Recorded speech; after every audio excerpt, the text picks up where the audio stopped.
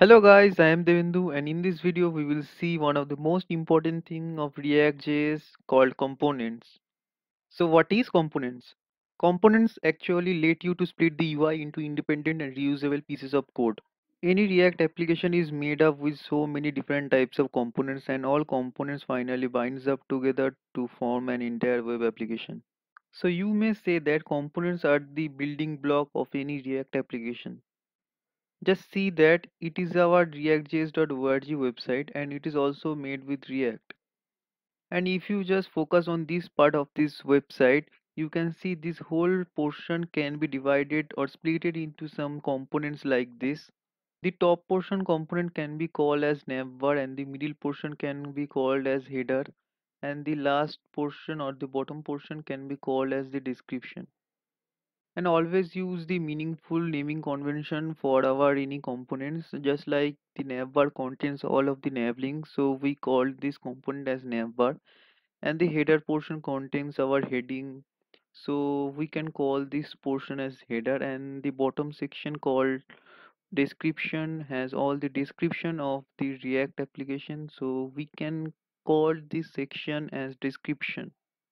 These three components are totally independent with each other. So if you just wanted to change this text, so just go directly in the header component and just change this text and the whole component will be re-rendered with the new text and it will not affect any other components in React application. And that's why splitting the whole application into multiple components can simplify your code and build your web application more fast and efficiently. These components can also split it into multiple child components like this, and also the child components can split it up into more child components.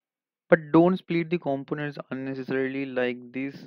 In this description 1 component or description 2 and 3, you can see we can actually split this component into two portions.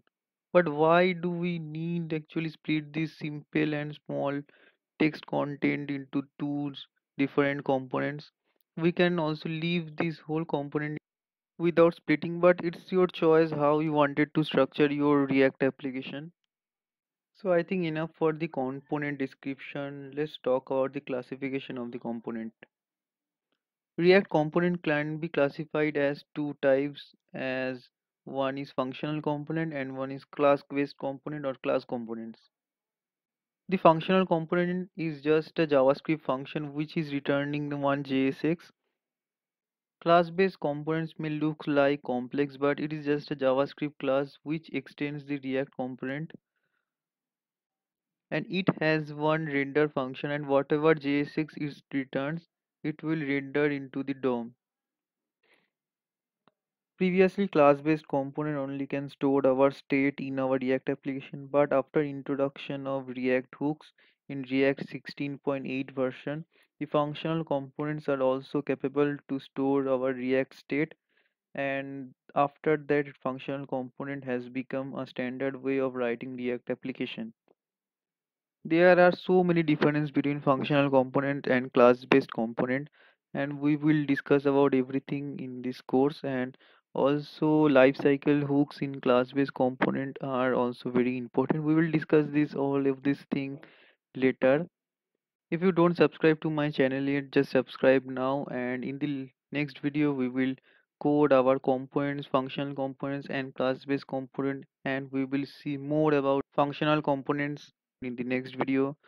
So subscribe now and hit a like button. So see you in the next video. Bye bye.